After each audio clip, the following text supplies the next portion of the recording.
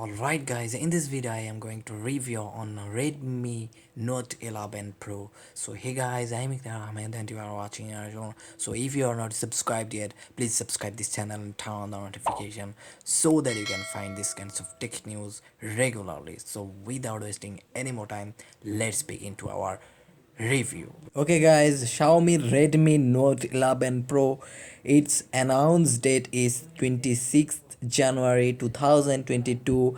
It is coming soon in 2022 February, and its weight is 202 gram, and display type is Super AMOLED display size is 6.67 inches, and the resolution is 1080 into 2400 pixels, and processor is MediaTek Helios Z96, operating system is Android 11, front camera is 16 megapixel, back camera is 108 megapixel, internal storage is 64 GB and 128 GB, its RAM is 6 GB and 8 GB.